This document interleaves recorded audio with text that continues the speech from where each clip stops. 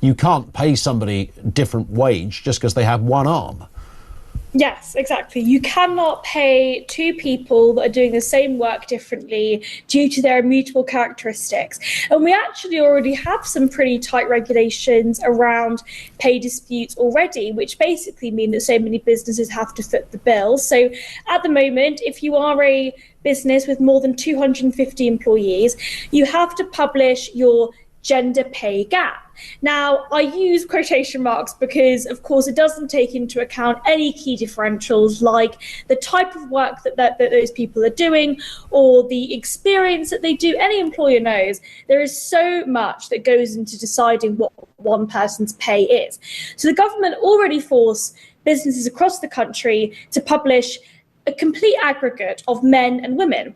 Now, this results in some companies being demonized for discriminating against women. So, for example, EasyJet were accused of having a more than 50% pay gap, even though it didn't take into account pilots and cabin crew. And actually, when you just look at pilots and you just look at cabin crew, they were earning the same no matter what gender they were. Yeah. So we have to be very clear about this. There is so much that goes into somebody's pay, and looking at it as an aggregate doesn't work. Now, the government are now considering actually creating a body that will look at race and disability as well. This sort of comes from the Race and Disability Workplace Act, where they're discussing actually extending what I've just described that we already have for gender, the kind of compulsory pay gap reporting, and extending that to disability and to ethnicity.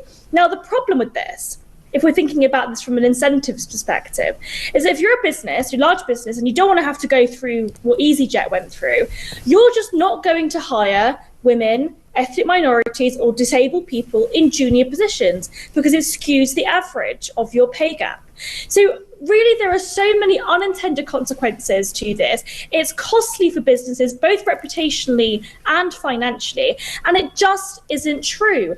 Ultimately, it is already illegal for two people to be paid differently for the same work. Yeah. And the government trying to change that, trying to affect that, ultimately results in unintended consequences that hurt the very people they claim to protect.